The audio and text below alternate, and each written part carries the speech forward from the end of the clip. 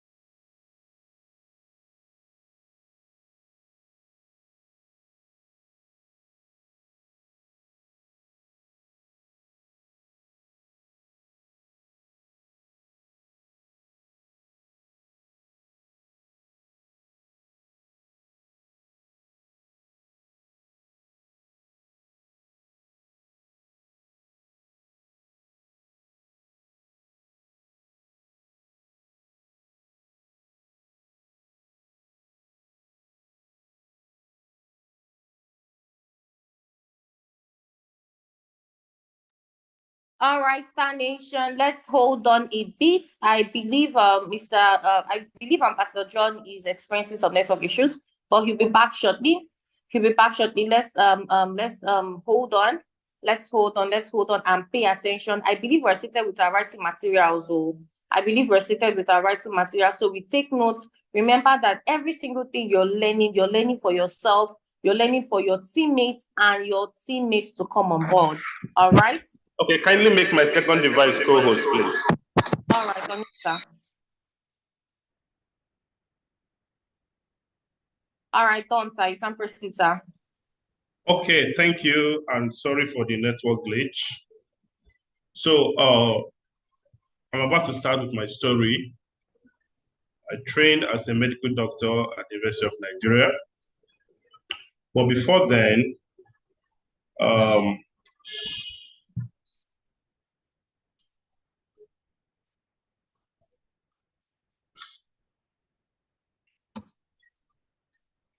okay, so let me go to the background. Actually, why did I study medicine? I studied medicine because I came from a problem.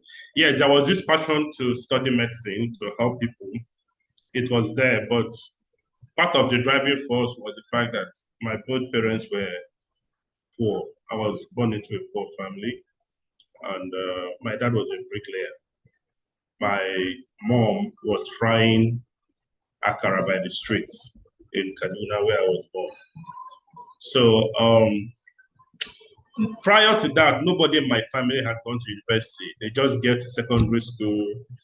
Once you finish your WAEC, it's either you go learn trade or you go into business.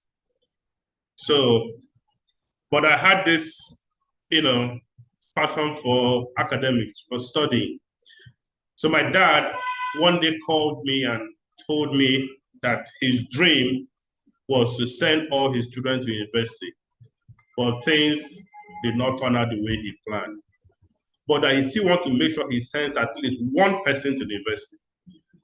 And that from his discovery, he thinks that I should be the one since I love studying. So he asked me what I would love to study in school. I told him I would like to be a doctor. Please, if you can still hear me, just leave a message so I can know you can hear me. So I told him I wanted to be a doctor. And he promised me that he would do everything in his power to make sure that I went to university and studied the course of my choice. Just about less than 6 months after he made that promise, I was in SS3, about to write WAEC. I think about 3 months after he made that promise, he was killed. He was murdered during one of the crises in the north. Now, it's not just that we lost him, We lost everything. We lost everything. We lost the house. We lost our property. We lost his car. We lost the 2 pieces of land he had in Kaduna. It was just the clothing on our body. That was all we had as we escaped those people that came to cause mayhem. So we managed to escape. Thank God, apart from him, no other person in the family was lost. So we escaped, went to barracks. Eventually, we left Kaduna, went, did the burial rites, and I came back, wrote my WAEC, wrote JAM, and began to look for medicine. But I didn't get medicine immediately. I was offered zoology. Now, the reason why I was offered zoology was because I didn't have money. The VC then was Ginigeme Mbanefo. So what will happen even if you qualify for medicine and they don't give you, what will happen? So you have to pay. I was asked to pay 70,000. Now, all the money I had was 40,000. That 40,000 came from the scrap of my dad's car. After the car was burnt, what was left was sold for 40,000, and the money was given to me. Now, that was what I was supposed to use to get admission. So I was asked to pay 70,000 if I wanted to study medicine, which I didn't have. So the only option I had was to go into zoology. Now, they promised me that if I do well, after my first year, I can transfer from zoology to medicine. We're about 120 in our class, zoology. And by CGPA, I was the 4th best in the class. So when we all applied for change of course to medicine and surgery, they took the first 3 persons, then took number 4. So I was skipped. Number 4, number 5. Now I think they took about 8 persons or more. But number 4, which was myself, was skipped. It was later I got to know that everybody there paid. So somehow they don't even care what your scores are. You still have to. We know what happens in this country. I didn't have money. So when I went asking why I was omitted, they told me I had to pay 300,000. Now remember the year before it was 70,000, which I couldn't afford. And they were asking for 300,000. So I continued with zoology until my 3rd year in zoology, when we had a new VC, Venerable Chinedu Nebo, the former Minister of Power. So he became the VC, and that was when he introduced post-UME, and things were done based on merit. So I had to apply again for medicine. I was in 3rd year in zoology. I decided to apply again to study medicine. So I wrote JAM again. I scored something lower than what I scored in my first year when I joined zoology. I scored a bit lower than what I scored, but it was still enough to give me medicine merit list. I didn't pay any money, so I got into medicine, studied and graduated. Now I started working. I worked in the north, I worked in Bauchi, I worked in Kebbi, I worked in Mina. The last station I worked was in Mina. So the picture you're seeing here was when I was working in Mina. At this point, I was earning 231,000 every month, but the money was never enough. So when they pay me at the end of every given month, I'll have to keep sharing. I'll send money to my mom. Remember, when my father was killed, my mom became hypertensive. So everything we're doing was to see how we can help her, stabilize her health. So I'll send money to my mom. I had my siblings in school. I had to also support. And of course, I got married, family challenges, and all of those. So I kept doing this, and I was praying for a better opportunity. Dr. Mba saw this opportunity June 17, and he began to reach out to me. But I was adamant. He reached out to me, sent me a message, told me to come and see this opportunity. Somehow, in my mind, I knew that this must have to do with network marketing somehow. So I asked him, what is this Own Your Life about? He said, I'll be giving questionnaires to share. When I share survey to people, then I can, make some money. And that didn't make sense to me because, I was asking myself, how can I give people questionnaires to fill and I'll make money at the end of the day? So I said no, I wasn't interested. So he kept following up on me for about 1 year and a couple of months. I think 1 year, 4 months, he kept following up on me, but I kept saying no. Now, we have heard that the fortune is in the follow-up. That statement is true. Because if he had given up on me, I wonder where I would have been today. But he kept following up on me. And the people who are telling you no today, they haven't gotten to the right time. There is a clock, right? There is a time when they will need the opportunity. Maybe you told them the opportunity around 3 a.m. They will not say it.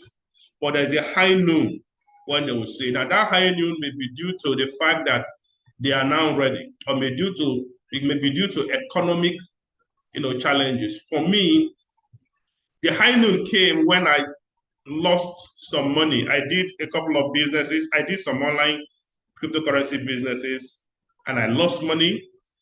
Then I did buy and sell business. I with some doctors in Mina. We were moving yam from Mina to Lagos and Ibadan. So we have someone who was managing the business for us. And the guy ran away with a lot of money, more than 40 million. Mine was about 5 million. So at that point, I was looking for any lifeline, anything that can help me survive, the challenges. So that was when the last call came. This time around, Dr. Mba invited me to come to Abuja to see the opportunity. And I told him that I was busy. He said to me, I should ask my colleague. He asked if I was the only one working there. I said, no, we're 2 doctors, 2 medical officers working there. He said, ask your colleague to cover for you. I was supposed to be on call that very Saturday. Ask your colleague to cover for you. You will pay him. And I said, it's not about the money. He said to me, point of correction, it is always about the money. Why are you working? It's not because of the money. So he said, tell your colleague to cover for you. You will pay him 10,000. I will provide the 10,000, he said to me. So he sent 10,000 to my bank account. And that was how I got that day free. My colleague covered for me and I traveled to Abuja to see the opportunity. Now, outside the 10,000 he sent to me, the other thing I had in my bank account was 14,000. That morning, I called my wife. I was working and living in Mina. My wife was working in UBTH, Benin. So I called her and told her I was traveling to Abuja because it's a normal thing. If I'm traveling outside the state, I need to let her know just in case anything happens. So I told her I was traveling. She inquired what I was going for. I said, Dr. Mba invited me for a business presentation. Let me go and see what they have for me. And she said to me, if it involves money, don't pay. If it's network marketing and involves money, do not pay. Now, I had already made up my mind I was not going to pay. In fact, there was no money. I had only 40,000 left in my account. So I was not ready to start looking for money to sign up. I just felt this Saturday I'm free. I can travel to Abuja, maybe see my younger brother, listen to whatever it is he has for me. At the end of the day, I'll tell him, thank you, God bless you.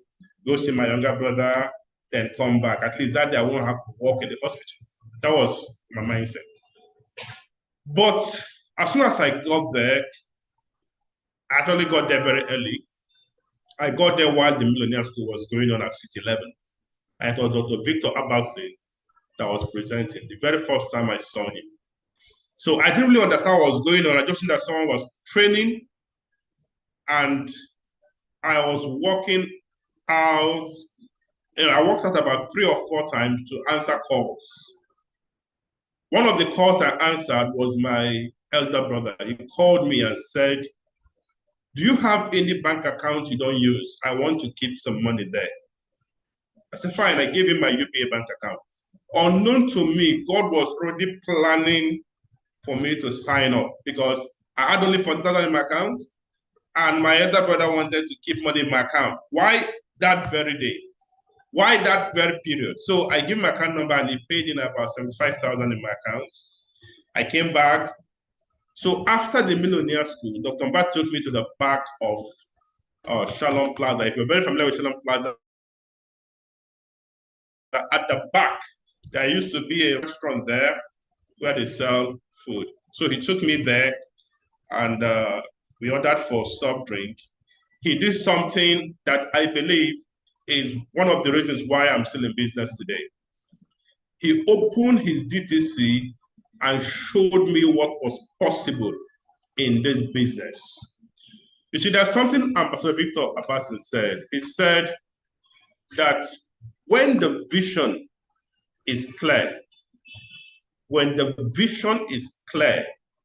speed is increased. But if the vision is not clear, speed is reduced. If you have people who seem not to run with you in this business, they don't seem to be on the same page with you, it's because they have not seen clearly what is possible in the business.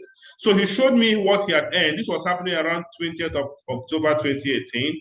Showed me what he had earned, in 20 days, over $1 million. Showed me what he earned in September, over $1 million. And he said to me, this thing you have seen, if you can see it, you can seize it. What you have seen can be your reality.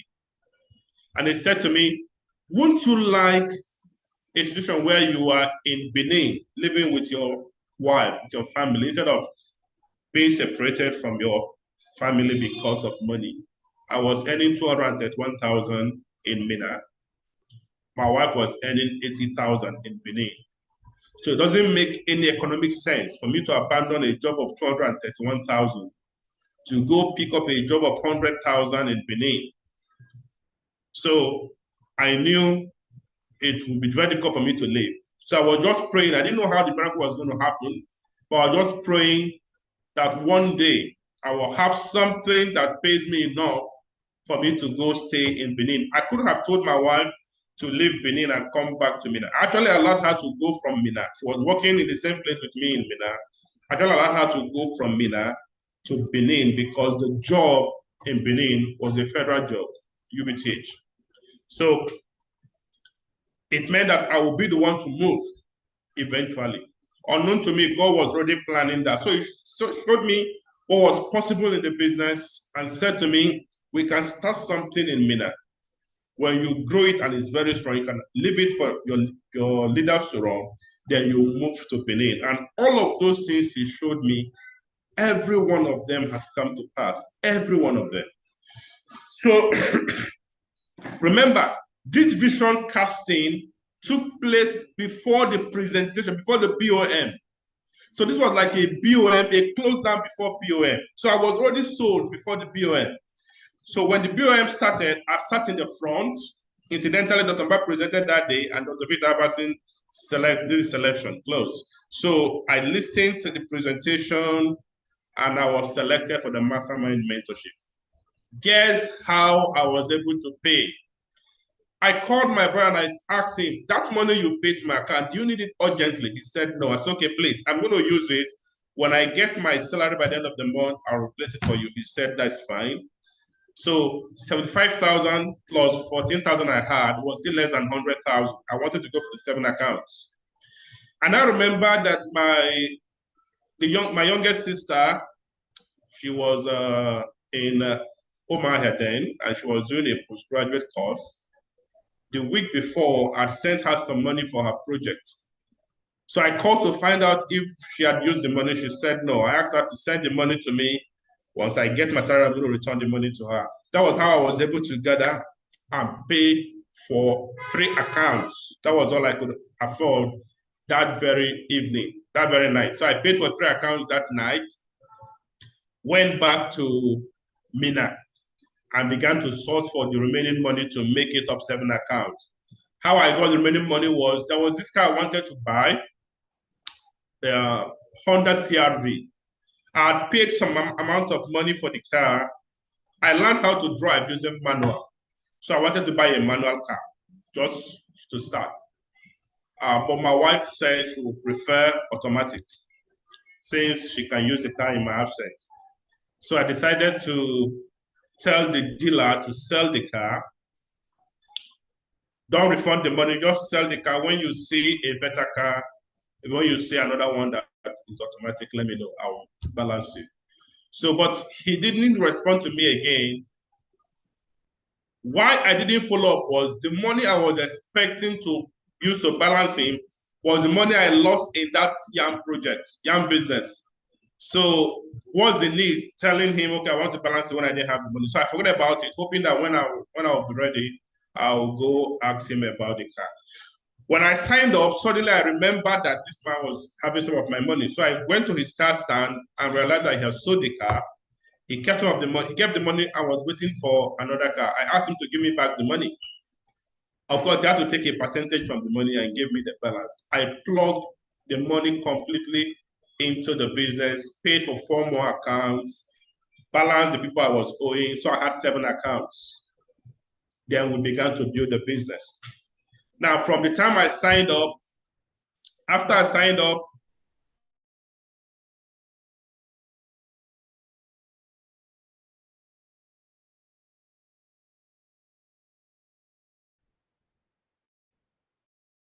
in the do not stop mode.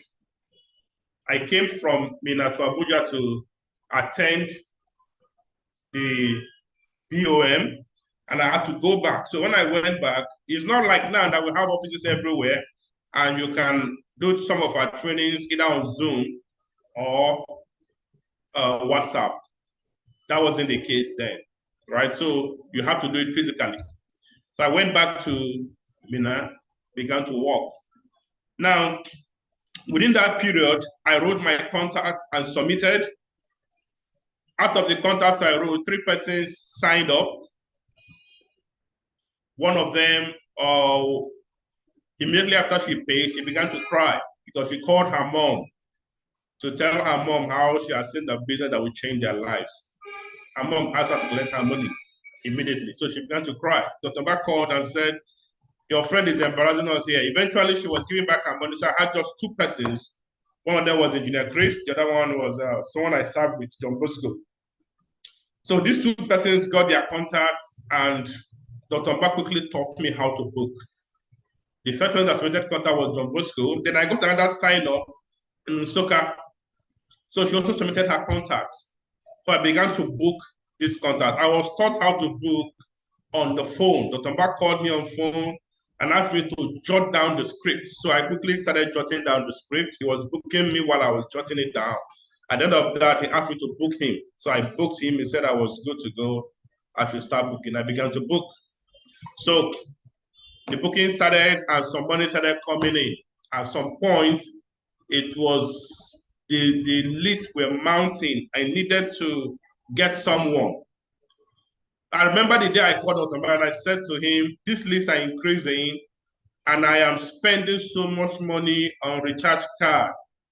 Can something be done about this? And he said to me, this is your business until it ceases to be your business. So continue to do it. And he said to me, you need to employ someone. I said, how can I employ someone when I just started? How much have I even made in this business? He said, you have to employ someone because that will be penny wise, pound foolish. If you don't employ someone, you'll not be able to run at the speed you need to run to create the results you want. So I quickly looked for a secretary, employed. Remember, I didn't have an office. I was operating from my house where I lived in Mina. So I had a routine. The routine is I live in the same hospital where I worked, and I'm supposed to resume by 8 a.m. So between 6 to 7 a.m., I should be ready for work. I'll sit on my dining and book between 7 a.m.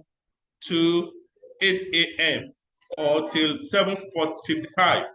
Then I walk down to the hospital. As I'm walking out to the hospital, I'm going there with my diary and my script, my list and the script. Whenever I have any break in between work, I'll continue to book. Then when I close from work, I'll continue to book until maybe 7 p.m. That was my routine. So when I employ the secretary, he resumes by 8 a.m. As soon as he resumes, his office is my sitting room. So when I go to the hospital to work, he starts working from my sitting room. He's going to work from 8 till 5 p.m. when I return back from work. So while I'm away working, someone is booking on my behalf. That was how I built my team. So myself and my secretary, Mr. Aaron, the both of us who were creating Abuja office was becoming alarming. Remember, I've never visited Abuja before, apart from the day I came to Abuja office, apart from the day I came for BOM. With my secretary, both of us in Mina, we were feeling the attendance in the Abuja office, Dr. Mba's office in Abuja. In fact, when I eventually resigned my job on the 31st, so the day I resigned my job, 31st of January 2019, I resigned my job. Then, first week of February, I came to Abuja for training. When I came to training, some of the leaders were asking, who is this JO? Sorry, who is this MBO? Then my reservation code was 381.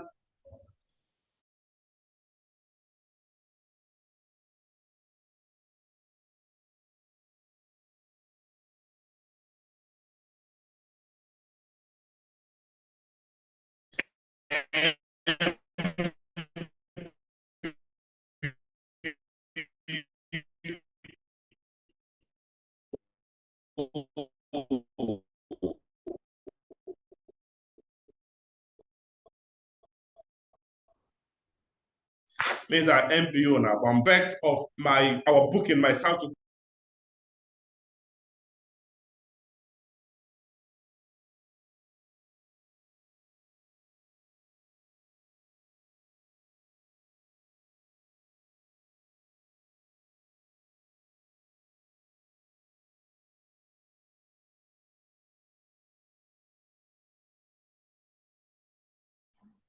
sorry about that. Sorry about that. So I fixed a date for the launch of my office, 3rd of March 2019 was the date I fixed for the launch of my office. And Dr. Mba was supposed to come from Dr. Mba was supposed to come from Abuja to launch my office for me. But something happened. He was needed in Uyo, very, very urgent. So he called to explain to me. I had two choices. The first choice was to wait for him to come back and fix another date. The second choice was to go ahead and do it myself. Now, I wasn't very confident I could do it myself because when I did my mock presentation at the office, I didn't do very well, right?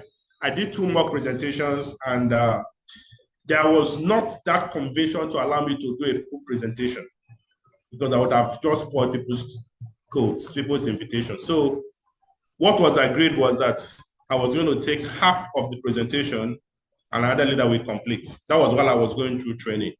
Now this time around that I want to launch my office, I'll have to do it myself or wait for Dr. Mba to come back and launch my office. So I decided to do it myself. I just told myself, I think I can do this.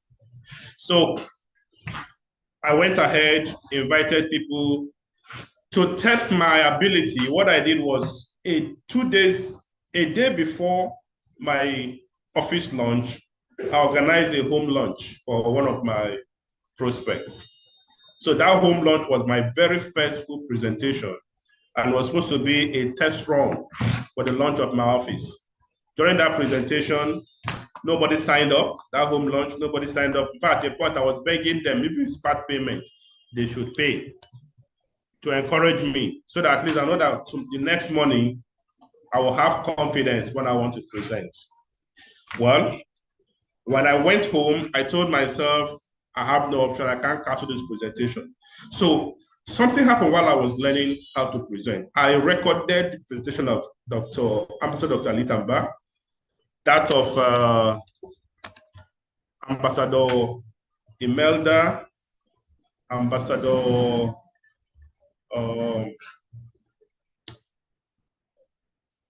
Chisom, of people. So I recorded their presentation, and that was what really helped me. So throughout the night, I had to go through their presentation several times throughout the night. Then the next morning, I launched my office. The first session, the hall was filled. I was surprised.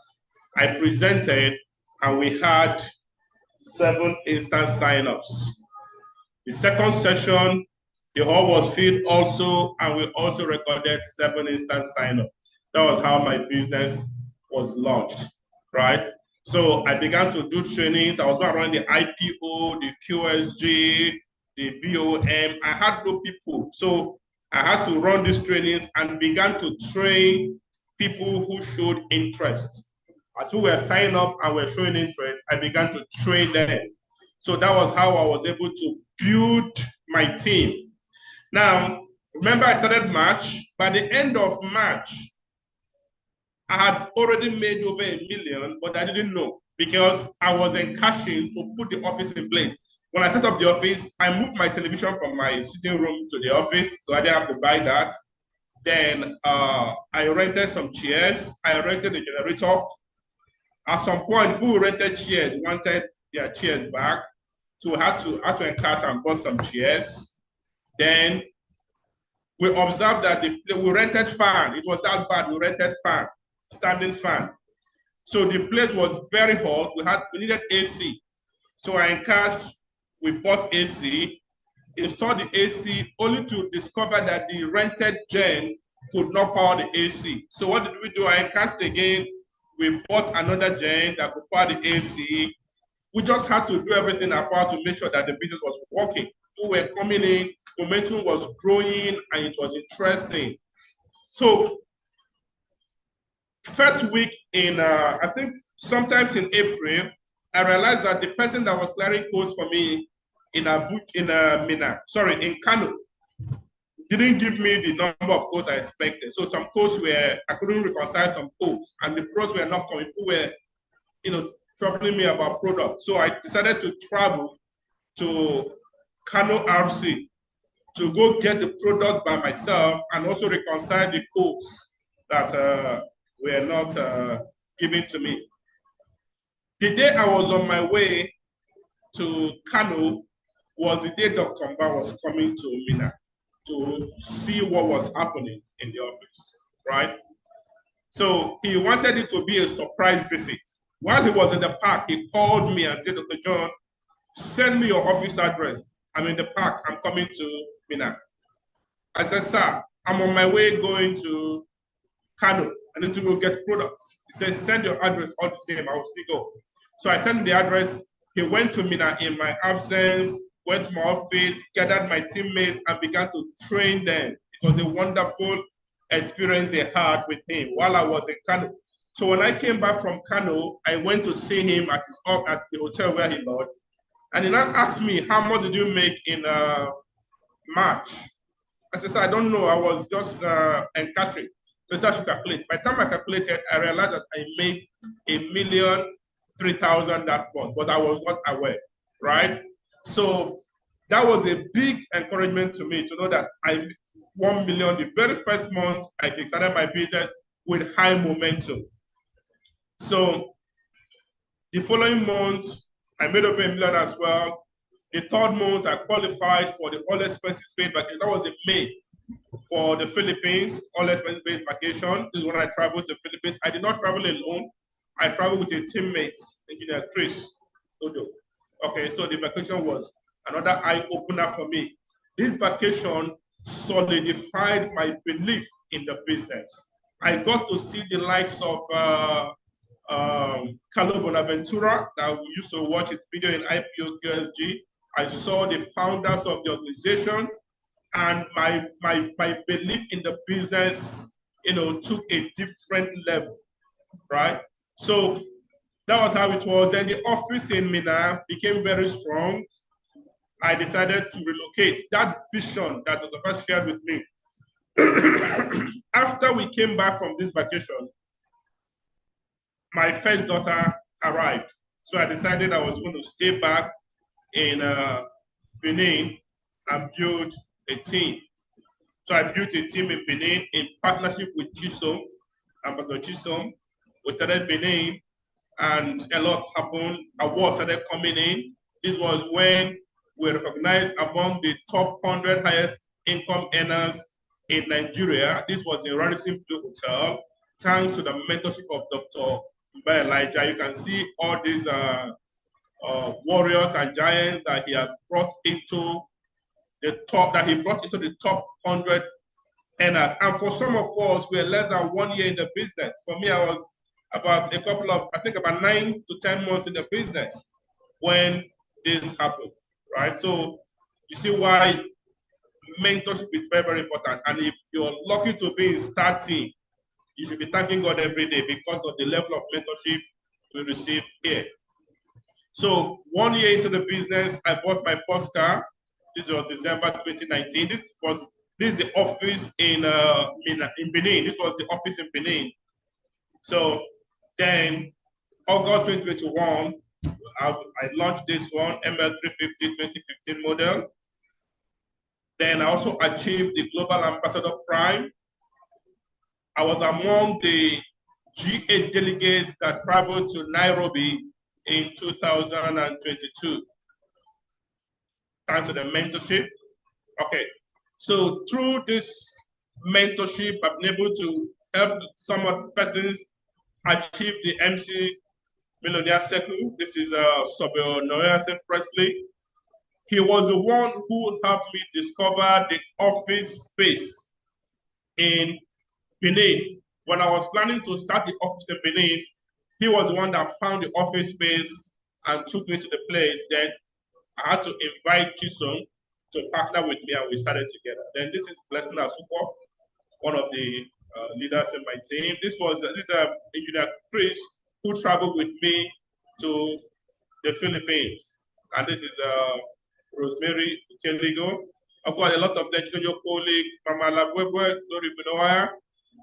Okay, Blessing also was recognized as one of the top earners in Star Team, your colleague, and so that's been my story. It's not been easy all along, but God has been faithful, and thanks to the mentorship of Ambassador Dr. Elijah and all the leaders we have. Of course, I must mention the lives of Ambassador Dr.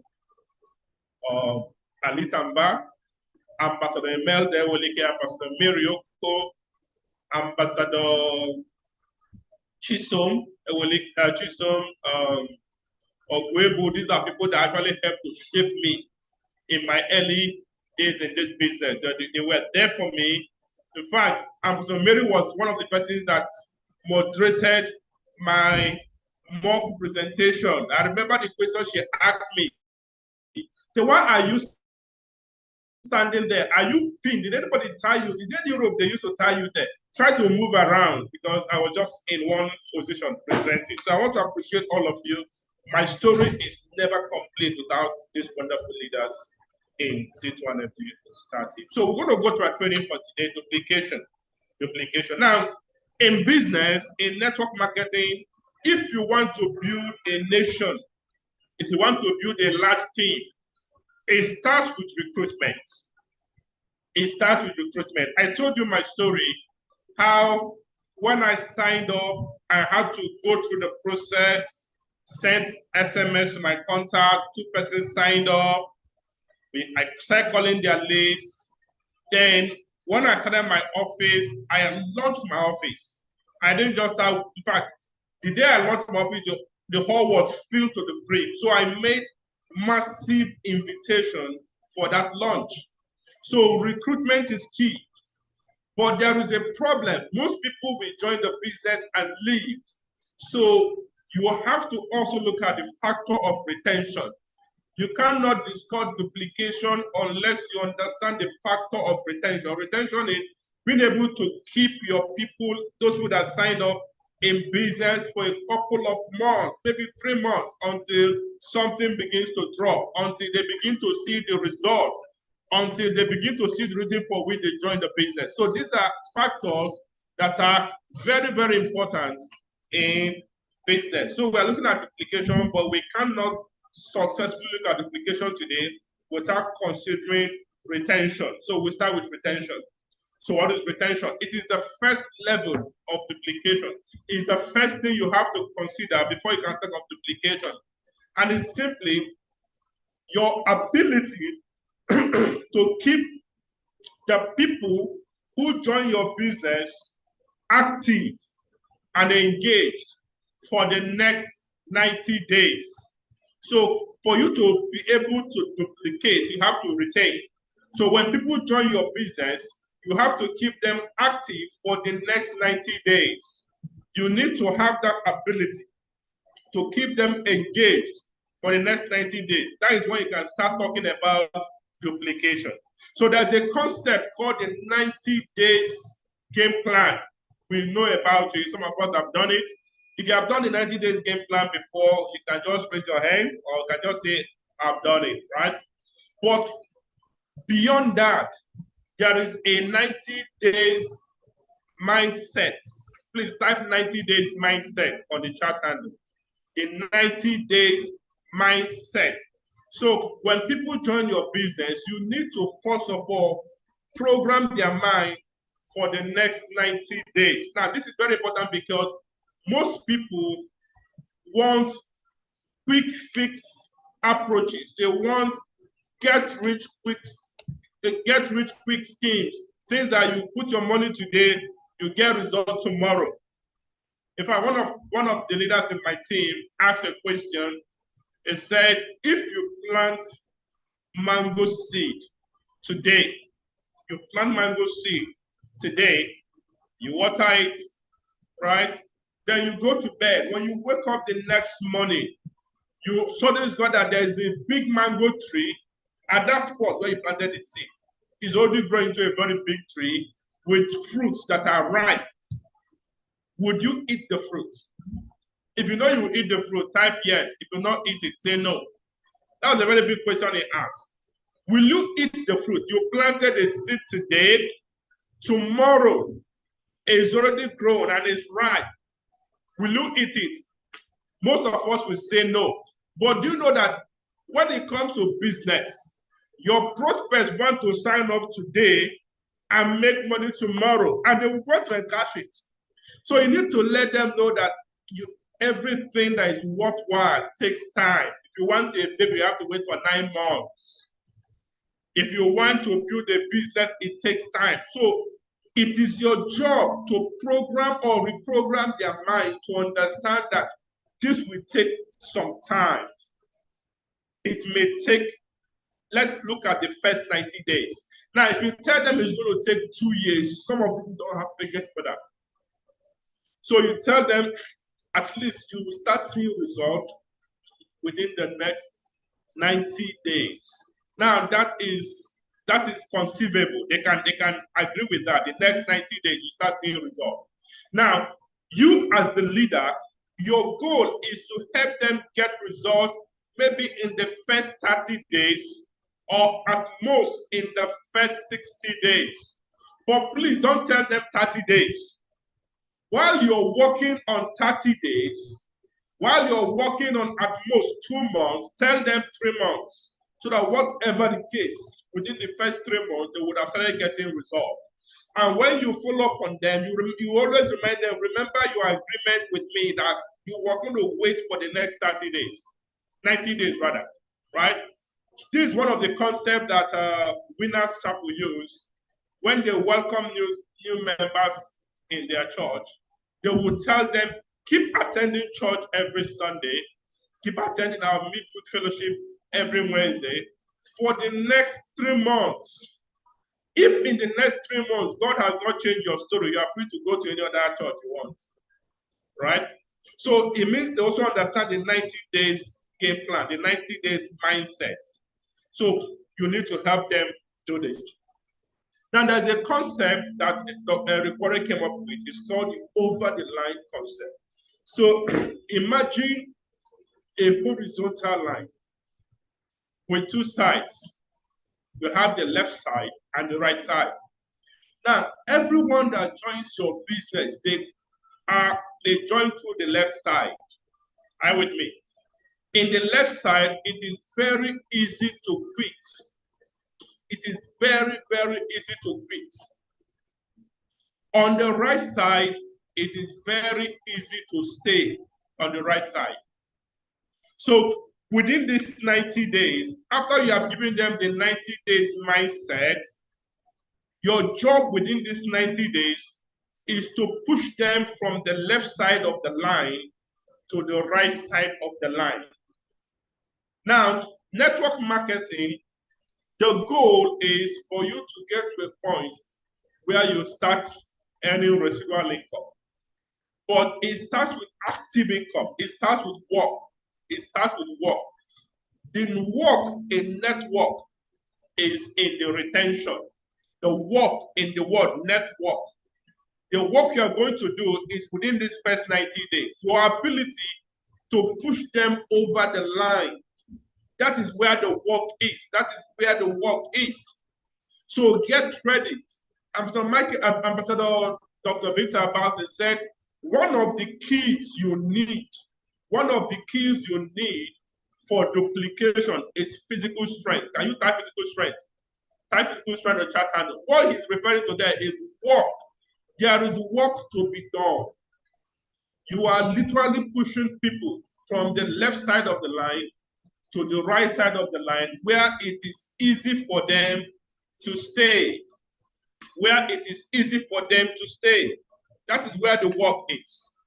So let's look at some things, some factors that can help people stay in business, at least for the first 90 days. For some of you, you know what made you remain in business.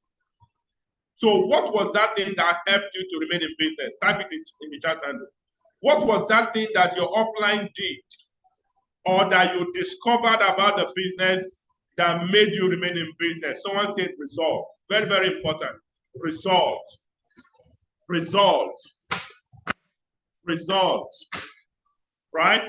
Yes, that result can be encashment. It can be your first sign-up. Mentorship. Yes, mentorship.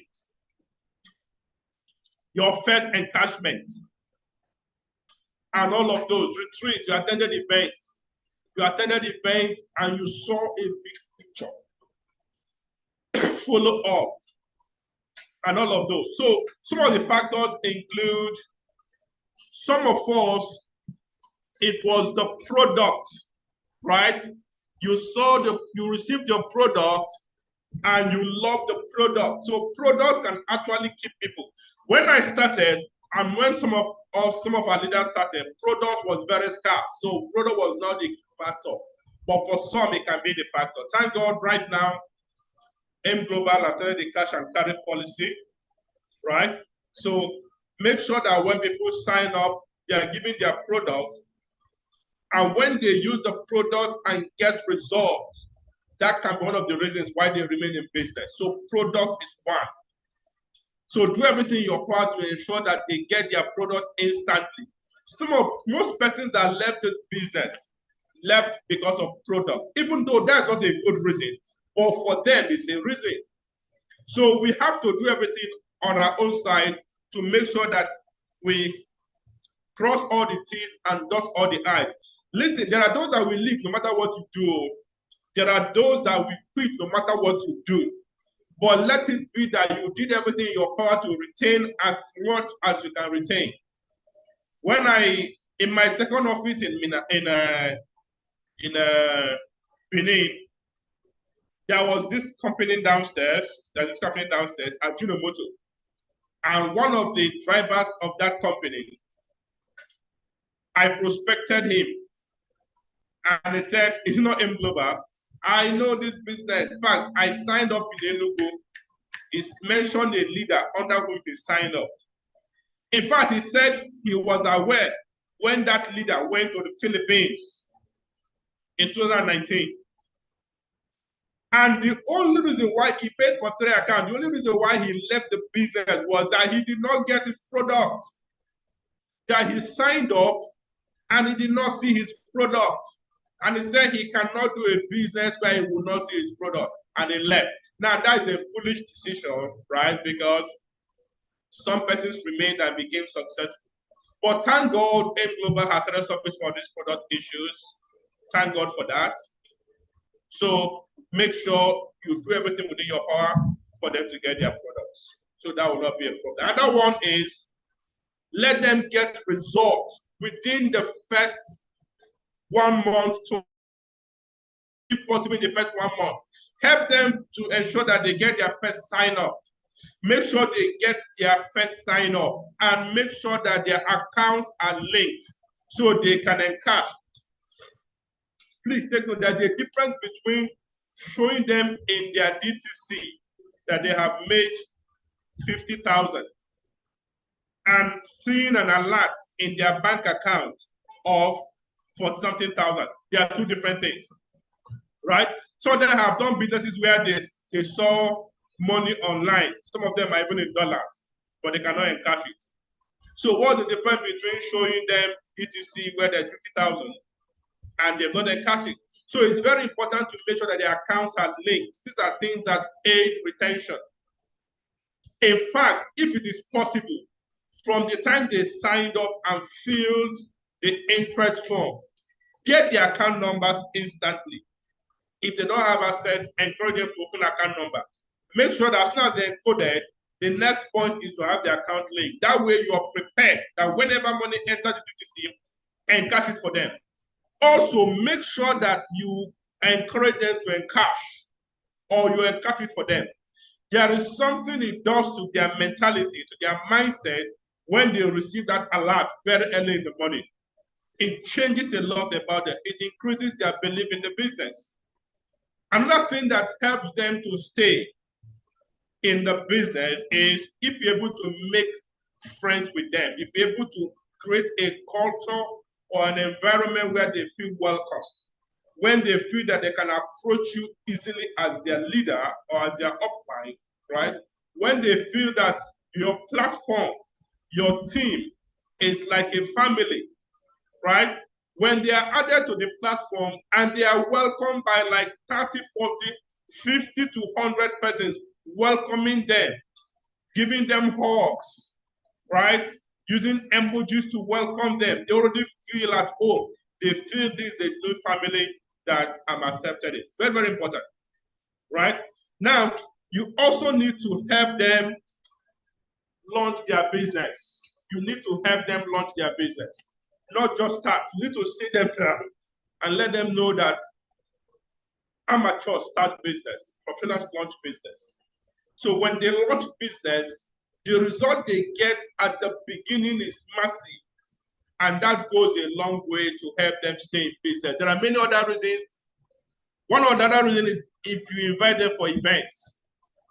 One of the persons that is still in this business, in fact, he told me that his umbilical cord is buried in C2NFG, which means he's never even planning to leave C2NFG. What changed it for him was that the very first week he signed up was the week we were traveling to Abuja for a mega event. And I sold the event to him and encouraged him to attend. Imagine someone that just signed up, after paying for his account, he paid for transportation, paid for tickets, paid for hotel accommodation. I went to event, and that event changed it for him. He's still in business today. So events are very, very important. Yeah, when you help them set goals, they stand to remain in the business. When you help them, give them assignments. Now, the assignment part, you have to be very, very careful, right? If you give them assignments that are too cumbersome, too stressful, they will likely quit. But you have to give them easy assignments. The idea is to keep them engaged. So keep them engaged in assignments, keep them engaged, and keep them active for the next 90 days. So there are many things you can do to help them remain. You know what was done for you, please do it for them. Keep them engaged and active for the next 90 days. When they start seeing small results, you have successfully moved them from the left side to the right side. Chances of them quitting will be very, very slim, right? Imagine someone has started using the products and getting results. Quitting the business will be very difficult for that person. Now, that is the first part of retention. There are actually 3 parts of retention. The first part is a 90 days mindset. The second part is what you're doing in that 90 days mindset is to help them build belief. Is to help them build belief. You need to create an environment for duplication by building their belief. What you're doing in retention is to create the environment. Because without that environment, duplication is impossible. So you have to build their belief. What are the areas where you build their belief? First of all, you build their belief in the product. They need to believe in the products of this organization. And in our SMO checklist, did you observe that within the first week, there is that place where they have to watch the product video by Dr. Alitamba? So that product video is to explain to them the various products the company has, right? And the benefits of these products. So you need to build their belief in the product. You need to brag about this product. You need to be proud of the product. When you explain the product, you need to be proud of it. For you to do this successfully, you need to understand the product yourself. You cannot transfer belief of a product that you do not know about or you do not believe in. The truth is that if we check how many of us here truly believe in the product, some of us believe only in the opportunity, not the product. Now, the opportunity is wonderful, but these two go hand in hand. So you need to believe in the product. The way you believe in the product is by using the product yourself. When you use the product and you have product testimonies, it is easy for you to transfer the belief. One of the ways you transfer belief is by sharing stories. By sharing stories, how the product helped you. So you need to have personal experience of the product. You as a person need to have personal experience of the product. What has the product done to you or done for you? Have you been using 64/7? What are your results? What are your discoveries? These are the things that will help you transfer product belief to your partners when they sign up. Very, very important. Then you also need to know the stories of others. Apart from your experience and your story, you need to know the story of others. So you need to find out how many persons have used the product and what results they have gotten from the product. Remember the story of Ambassador Dr. Umar in 381 Division A. He said his son ingested kerosene and had what we call esophageal stricture. His esophagus, became reduced in size. So he could not take solid, he could only take liquid. And the child was billed for surgery, was scheduled for a surgery that was going to cost him over 300,000 at University of Abuja Teaching Hospital. But he began to give the boy my choco through straw. He would prepare my choco, then use straw to pass, because the child can take liquid, but cannot take solid. So while the child kept taking the my choco, before the surgery, the esophagus opened up. You have to take solid. And this is a product testimony that you should know about. That will not permit us to talk about people that have gotten wonderful results from stories, from the product. So you need to understand, first of all, you need to know about the products, know what they do. You don't need to be a doctor to know what the products do. If you love this business that much, you should know the basics about 64/7. You don't need to understand everything about nanotechnology, how the compounds were compressed, and no, you don't need to understand. I just understand that 64/7 can do this. Then know what all the products do. Then you should have your own personal experience or your story, what it has done for you. Then also know about other people's stories. These are very, very important aspects of building belief in the business. The next thing is you also need to build belief in the opportunity, right? Our business is two-pronged, right? They have two prongs. We have the product arm and have the opportunity out, right? So you need to also build belief in the opportunity. Let them see this business beyond something that they hope to give them extra income. Let them know that this business can build residual income.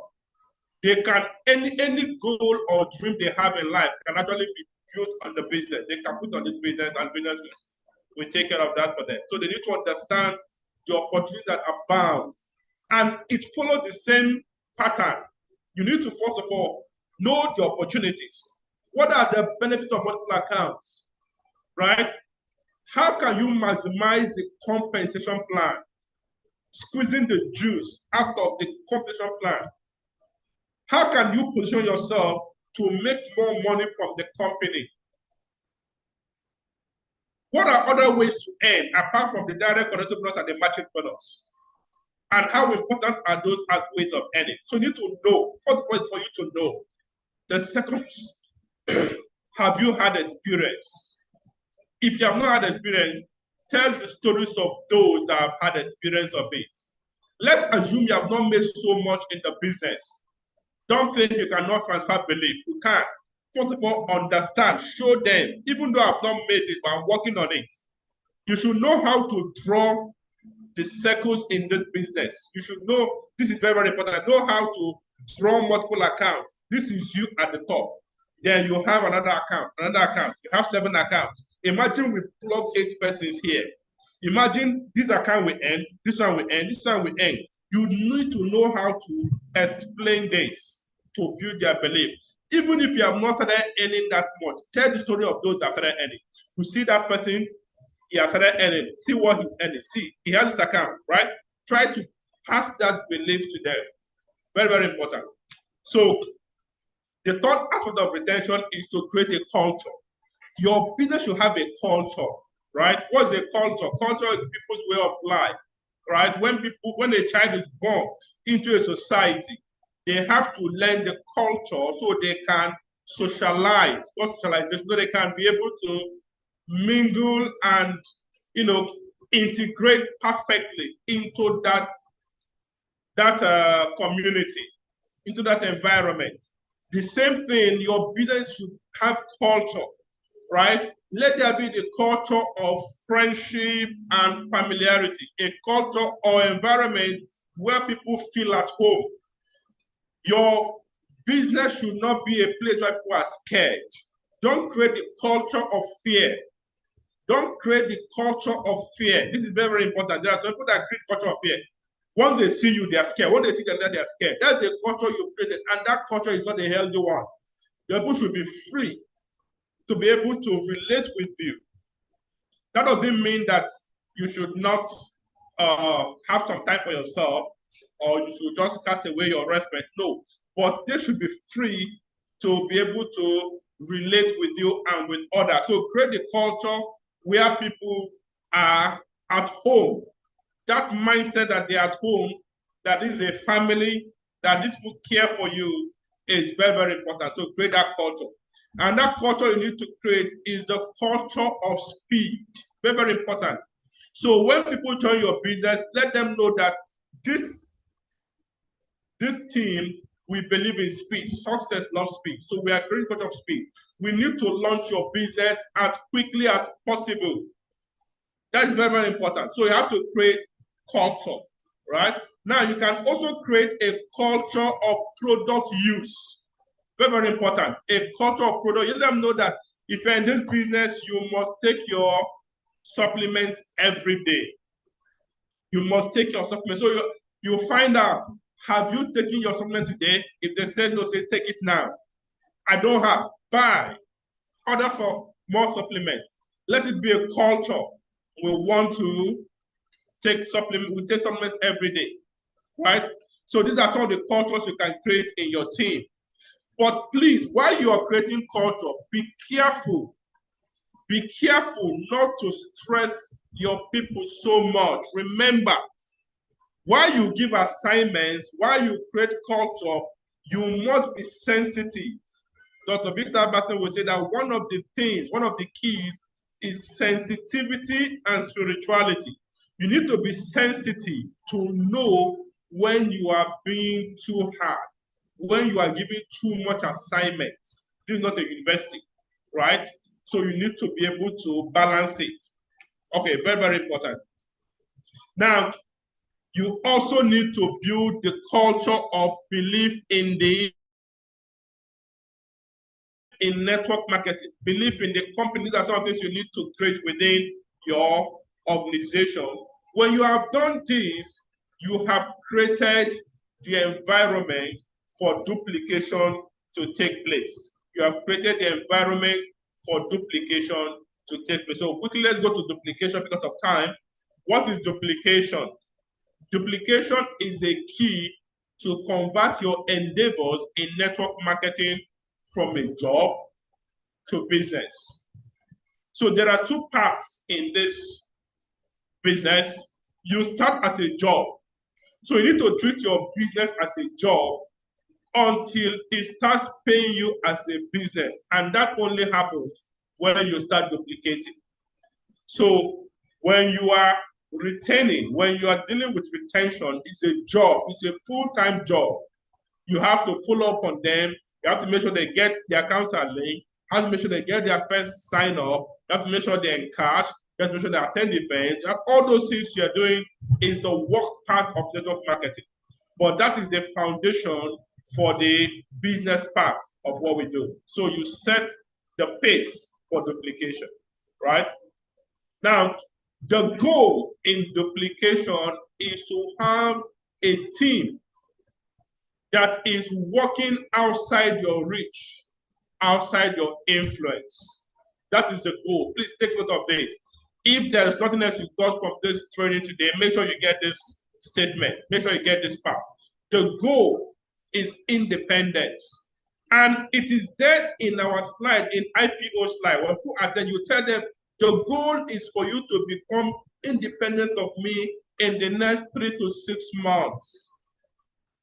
If you have teammates who are still waiting for you to run POM for them before they make money, they are still waiting for you to book their list for them, they are still waiting for you to do all the training for them, to attend their home launches for them, it means what you have is a job and not a business. For how long will you do that job?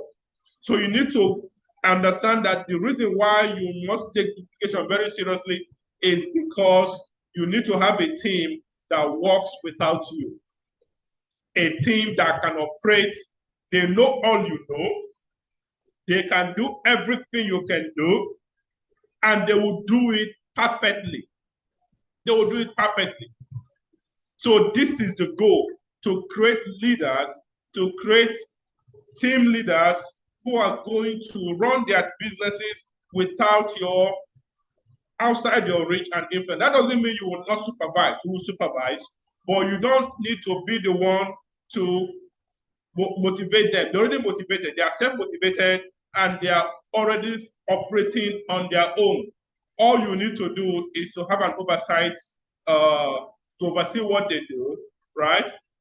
And, mentor them, guide them accordingly. So this is the goal, very, very important. So what is duplication? It is the act or the process of dividing by natural growth. When something divides by natural growth is duplication. Now, in biology, a cell, first of all, we have to grow to a point, right, before it duplicates. So it will duplicate, but it has to grow to a point. Some internal workings have to take place before it can duplicate. And when it eventually duplicates, you observe that the two cells are identical. Very, very important, right? So the goal in duplication is to produce leaders like you who can do everything you can do. But for that to happen, some internal workings have to take place. Retention is part of it, right? And some of the things we're going to look at now in duplication is part of it. So just know that duplication is natural. It will happen on its own after certain things have taken place. Some internal workings have taken place. Now, it is a state of doubling or spontaneous increase of self-activities through action in different places. And this definition came from Dr. Okwu. to produce something equal to, or to do repeatedly, or to make identical copy. Now, very, very important. Duplication is to produce something that looks like the original copy. Very, very important.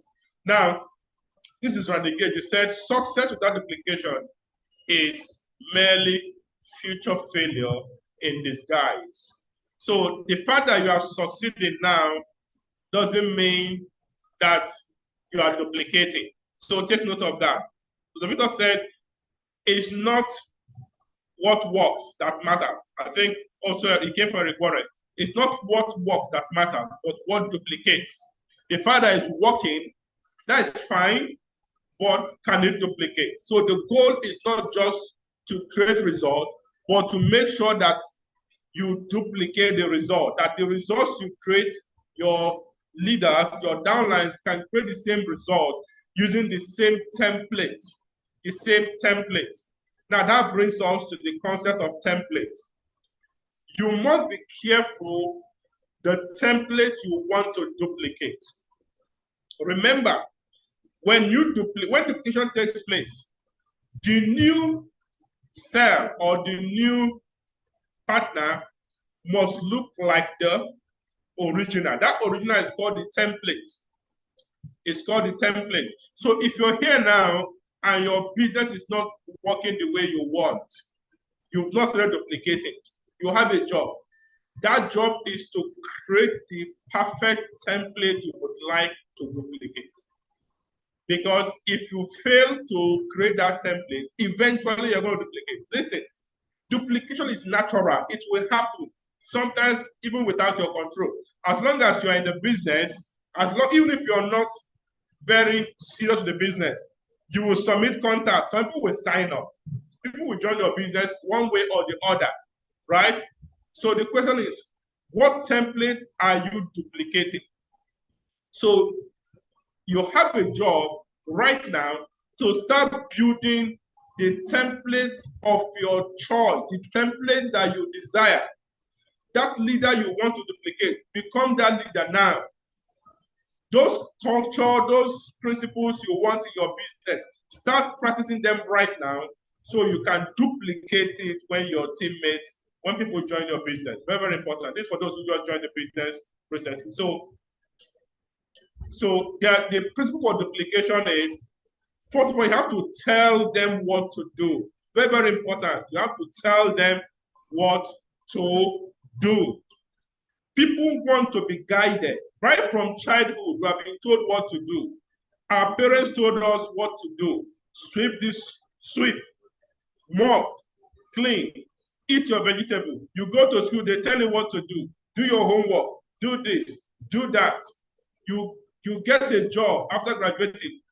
They tell you what to do. It's called job description. When you come to work in the morning, do A, B, C, and D, then you can close, right? So when people join the business, they still expect you to tell them what to do. Very, very important. Don't assume that they know what to do. Never you assume that they know what to do. Always tell them this is what to do, this is what to do. Now, it doesn't end there. You need to show them how to do it. After you've told them what to do, they need to watch you do it. You need to show them, watch the way I'm doing it. So they need to observe you. That is a level of mentorship, modeling. They need to observe what you're doing. After you have taught them, after you have trained them, you need to go into the trenches with them. It's not enough to tell your teammates, share questionnaire, and you do a robust training on questionnaire sharing or on invitation. Maybe you have taught them all the invitation skills, how to book, right? You've done a robust training. That is the tell part. What is meaning is the show part. You need to go out there with them, go into the trenches with them. Let them see you do the thing you said they should do. Very important. Let them see you do it. When they see you do it, that thing you told them becomes solid in their mind. It becomes, it takes root in their mind. So it's not enough to tell. You have to show. Then after that, you have to be bold enough, you have to trust enough to allow them to try. Very, very important. You have to allow them to try it. Sometimes this is where we are scared. After you have told them, you have showed them, you are still not very convinced that they can do it. Actually, when it comes to presentation, if I allow this person now, what if you don't get any code? What if you don't get any code? Just understand that in this business, collateral damage is allowed. There is no way you can duplicate leaders if you don't allow them to try. Imagine you have a list and you want to get maximum result from that list. You have told them what to do. You have showed them, they have observed you book. Now, this is time to allow them to book. We are scared. What if this person does not do it well? We may not get result. Collateral damage is allowed. Sometimes you have to do troubleshooting. You may have to come back and find a way to rebook that list, even if some errors have been done. So you must allow them to try, because there's no way they will be able to do. They will be able to practice. They will to be as effective as you are unless they try. So this is the concept. So if you're looking for how to duplicate, this is the principle. Tell them what to do, show them how it is done, allow them to do it, then you can allow them, they can continue to do it. Very important, right? My mentor put it in this way. He said, mentorship is the mentor tells the mentee what to do, right? Then the mentor does it, the mentee observes. He does it again, the mentee observes. Then this time around, the mentor allows the mentee to do it. So when they are trying, you are observing. You are checking the terms they use if they are booking. You are checking their posture in presentation, right? You are there. So when they are trying, is another time when you need to work. In fact, that trying period, you cannot sleep. That is when you are at last. Everything you taught them, you to make sure that they learn it and they are able to practice it. So that is when you do a lot of correction, evaluation, correction. Very, very important. Then at a point, the mentor cannot allow them to do and walk away. When they begin to do, they no longer need you. You must aim at making yourself progressively irrelevant to your downlines. Very, very important. The goal is to make yourself progressively irrelevant to your downline. You should get to a point where your downline will not need you to succeed anymore. When you do that, when you achieve that, then you have created duplication.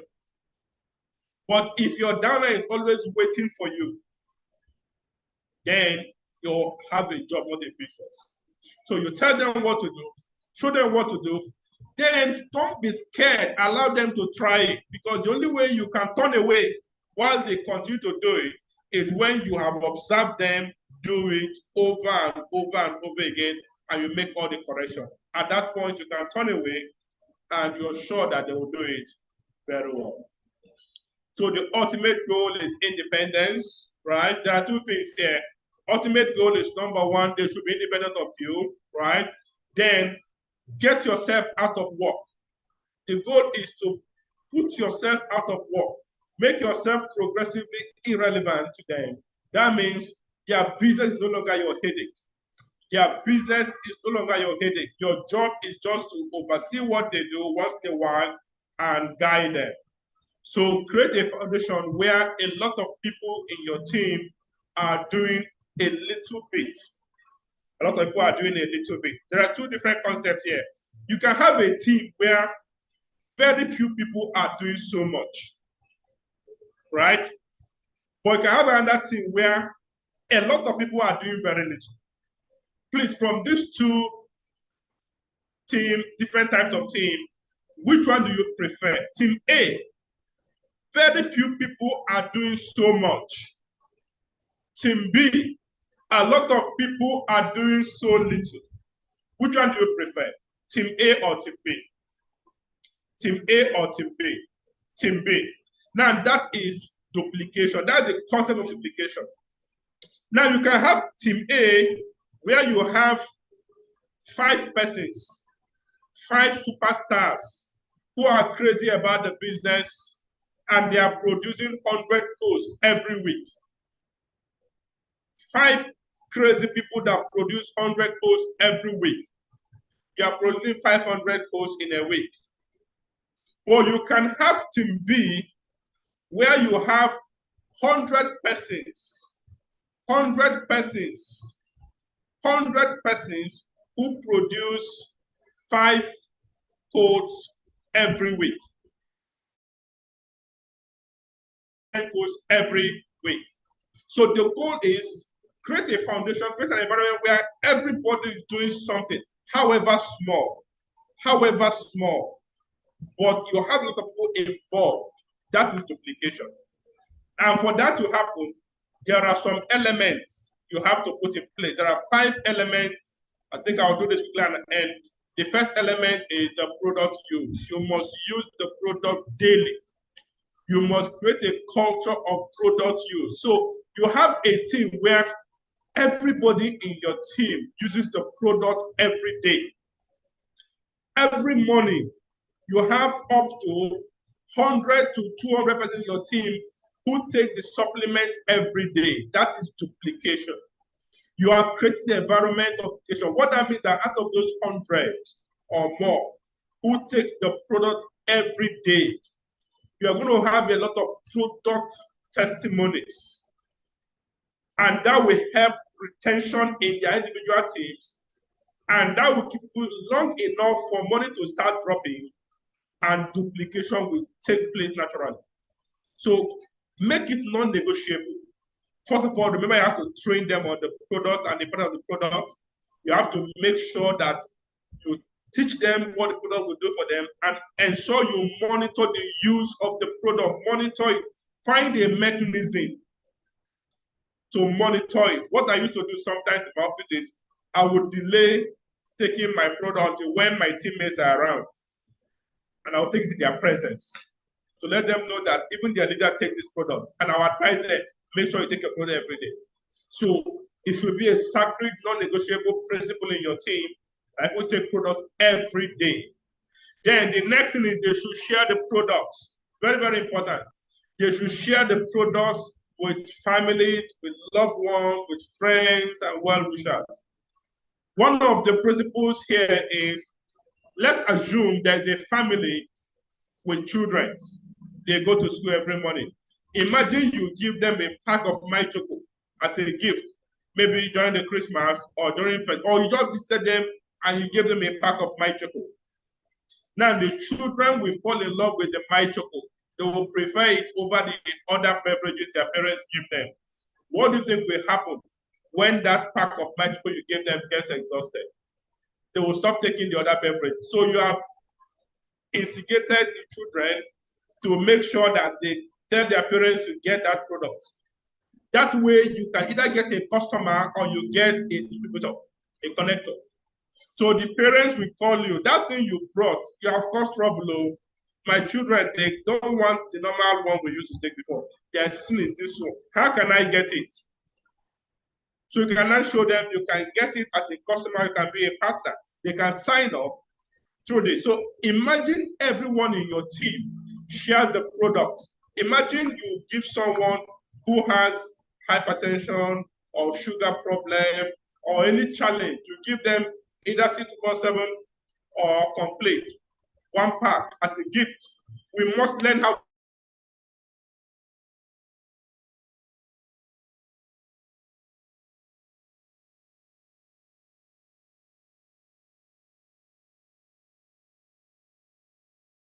to give out gifts. Now the person will use the product and get result. They will come back looking for you to have customers. That way you can advance your rank. Very, very important. So, but that system can be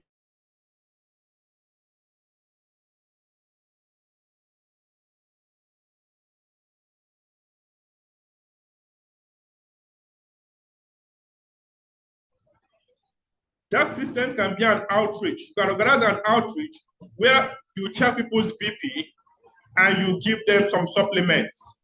Are you with me? And that will go a long way to help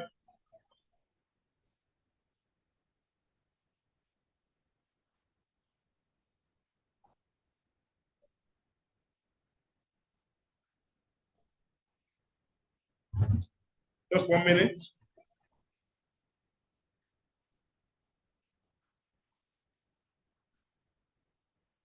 Have I been locked out?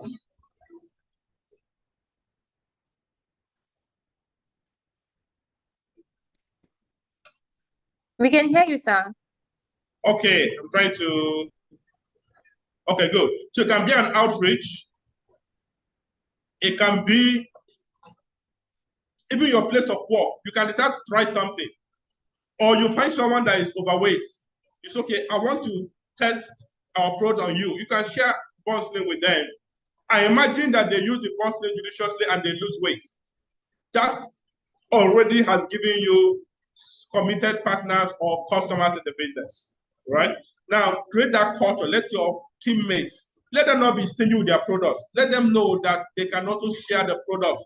We are very familiar with sharing opportunity. This is what we love so much. You prospect, you see your neighbors, you tell them how to make money, but you also know, you should also be able to share products with them, right? Now, share the opportunity. Make it a culture that daily, right, people show the business to at least 2 persons, right? Can make it a culture.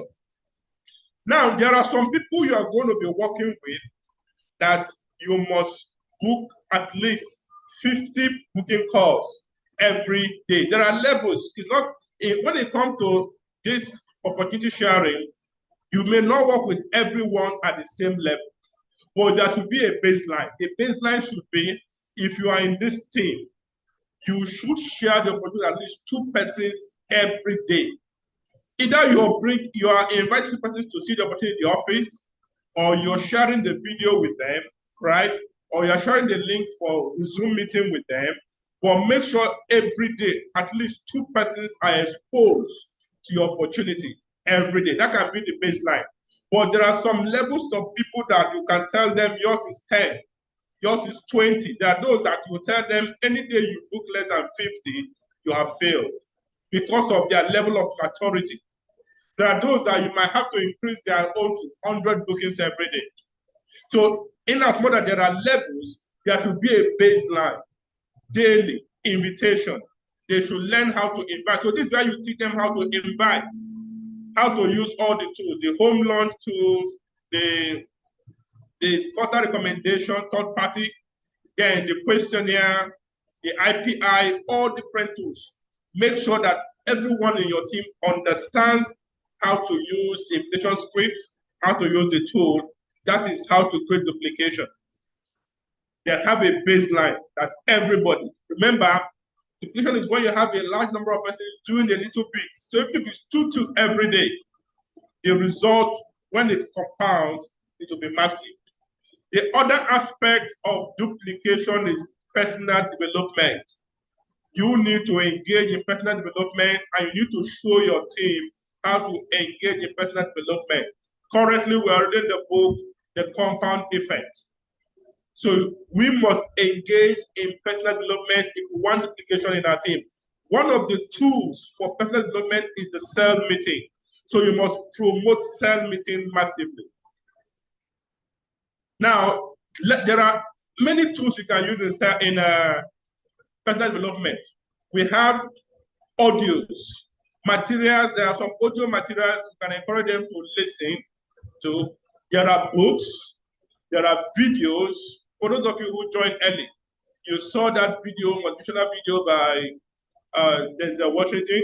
There are many videos. Make this available to your team, right? So, of course, there's also the personal attending, some attenders that helps to develop them.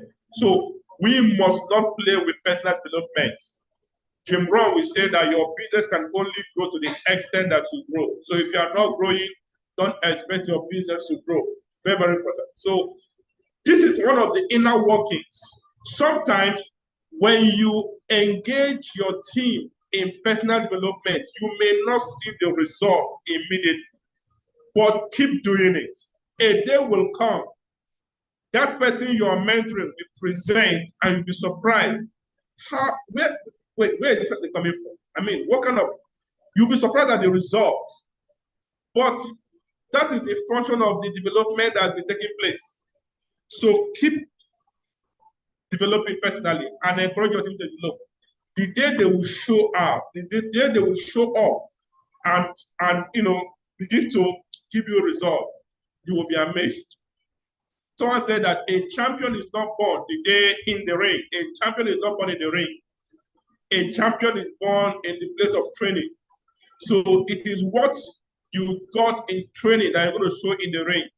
So make sure that your team is a development-based team, a team that believes in better development.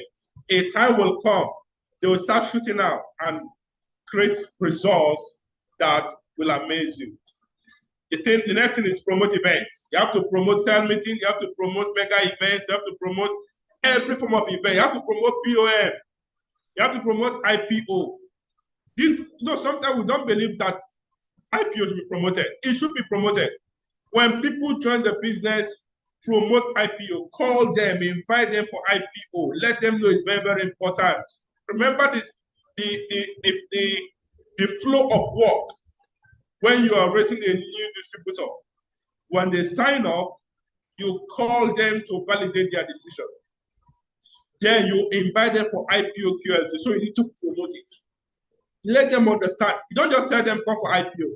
You need to understand that if they miss this IPO, the business, there's no way they can sustain the business. So you have to promote it.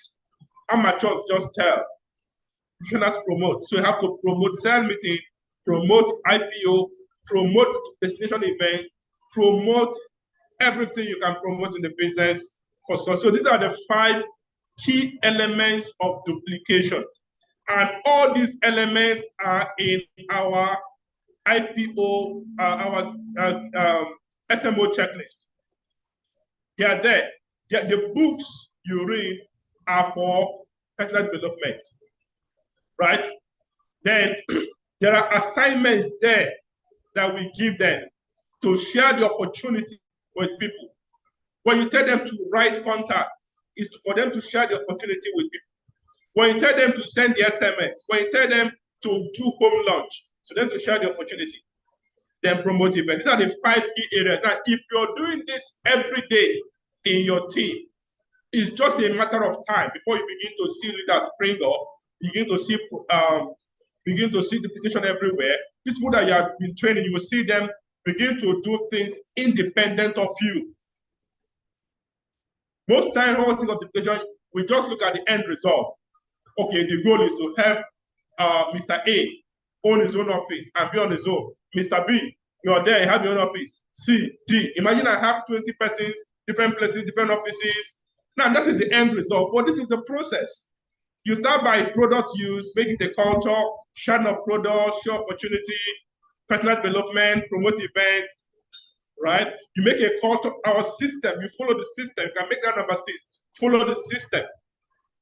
Right? When someone signs up, you validate their decision, invite them for IPO, make sure they attend IPO and QS, make sure they submit their contact, make sure the contacts are segregated for maximum results, make sure the lists are booked, make sure you promote BOM, make sure that people sign up for them, the accounts are linked. Once you do all of those, they may seem insignificant, but that is the work. Before you know it, people are springing up and they are ripe enough to start running their business on their own. I will end with this. You are the ultimate machine for duplication. You, remember, you are the template. So they are going to duplicate what they see in you. So why not make yourself that ultimate leader, that ultimate template that you want them to be? So use the product yourself. If you want them to use the product yourself. Then share the product with people. Share the opportunity with people. Make sure you are growing. Make sure you are promoting events. All these things, do them first before you can duplicate it in others. Now, when you enroll people, when they sign up, what do? Tell them what to do. Show them because you are doing it. They will look at you. They see you use the product. They see you share the product. They see you share the opportunity. They see you do better development. They see you promote events. You are showing them. Then allow them to do the same. Before you know it, they can do it on their own. Then teach them. This is very important. Sometimes duplication gets truncated, not because we don't tell, show, try, and do, but we don't teach them to teach. So after you have taught them, please teach them to teach their downlines. Teach them to teach. This is very important. You must teach them. So it means that as they are learning under you, as they observe you, as you tell them what to do, as they are trained what to do, they need to document the process. They need to learn the process. It's not just learn the substance, but also learn the process. So they can carry people through the process. So they can teach their teammates what to do. So you must prioritize teach to teach. Very, very important. Then you must be there to evaluate, to troubleshoot. Anytime you observe that the duplication is stagnant or it's not moving, that it stops, right? You must be there to find out the problem. What is the problem? Is it that people are not trying enough? They're not giving them chance enough to try, or they are not doing enough, or they are not teaching people to teach enough. So you need to find out what the problem is. So you don't just duplicate and walk away. When you duplicate, you are there to always evaluate and troubleshoot whenever you find a problem. Remember, I'll end with this. We are the ultimate duplicating machine. So keys to duplication. A duplicating system is a system that everyone knows about. So it should not be something difficult or complicated. Everyone should know about it. It should be simple enough for everyone to know about it. Simple enough for everyone to do it. And it must give results. Very, very important. These are the 3 keys to duplicating system. So if you want a system, if you have a system, for you to check if that system can give you your desired duplication, ask yourself, is it hard? Is it complex? If it's complex, then there's a problem. Make it simple, that everyone knows about it, everyone can do it, and it's going to work for a majority, if not everyone in your team. Finally, you are the template. You are going to duplicate what you are. So the question is, what are you duplicating? You have a chance to create that ultimate you, that ultimate version of yourself that you want your teammates to become. Because eventually, you can only duplicate what you are. Identical copy. Thank you for being part of this meeting today. I'm sure you got value. I want to thank our own mentor, the leader of the Star Nation, Ambassador Dr. Elijah, for giving me this opportunity. I don't take this for granted. I want to thank all the team leads and all the leaders in the house. I hope you got value. God bless you. Thank you for listening. Madam Sophie? All right, Star Nation. Let's go to the comment section and celebrate Ambassador John Okwu. Let's thank him. If you got massive value, go to the comment section and thank him. If you got massive value, let's go to the comment section and thank him. Thank you so much, sir, for that awesome training. We really learned a lot. Thank you so much. I'm sure most of us have learned a lot this morning, so we can be able to duplicate effectively in our various team. Okay, so let's go to the comment section and thank him. Let's thank him. All right, thank you so much, sir, for putting the slides together, for putting this training together. God bless you. And remember that the training was actually recorded, so you can always go back to watching it, okay, to help your team. All right, and also help your business. All right, so right about now, we're going to be bringing on stage our very own mentor. Is going to be very quick, very brief. All right, so we're going to bring in on stage our mentor, our ambassador, the Odogwu one of Star Nation. Hey, a philanthropist and a global ambassador, Star Nation. Join me as I make welcome our mentor, Ambassador Dr. Elijah. Let's welcome him on the comment section. Let's welcome our mentor on the comment section. Let's welcome our mentor on the comment section. Let's welcome him. You know, we're not going to be here if not for this man. All of this would not be possible if not for this man that God has used to bless us. Okay. So yes, he's here. Okay. Good morning, everyone. Today I will not be raising my voice. I'm having my birthday right now at the Sheraton restaurant. So I'm not be raising my voice, you know. When you behave like the Romans, okay? When I'm in my room, I will shout, shout, yeah. I have to do this on kid, okay? Um, we thank God for this training, amazing training, Dr. John. God bless you. God bless you. Duplication. I needed to hear it again. You know, most of these things we think, you know, and even this training, I believe it was for me. You know, it was for me. You know, there are some of the things we think we know, but if we easily forget them. You know, we get to a point when we skip some of these very very important processes. You know, and we believe building everything intentionality and on how we do our business to make sure that we intentionally build the team we want to build. And like you said, it doesn't matter what works. What matters is what duplicates. So please follow the system and be intentional long term to build a storage business. Okay? Good, good, good. I believe you guys can still hear me. I told us so that I'm not shouting today. I told us I'm not shouting today. Okay, good. So we had an amazing weekend at the event at the in Lagos. We had the Diamond Project launch. We had the Active Partners event yesterday, and it was amazing.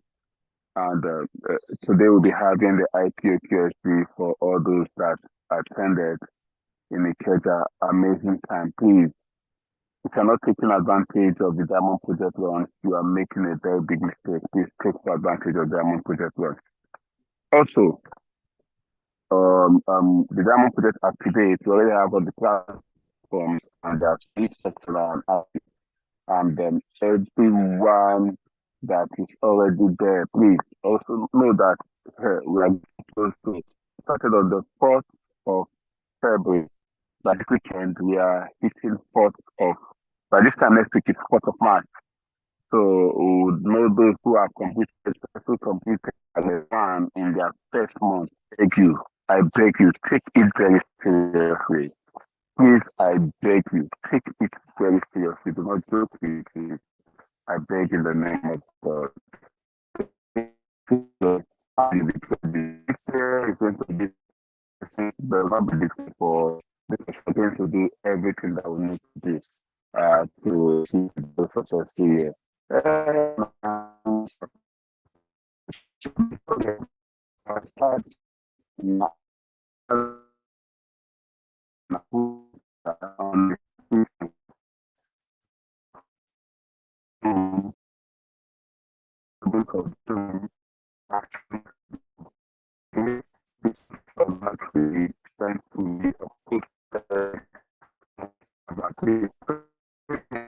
It's going to be a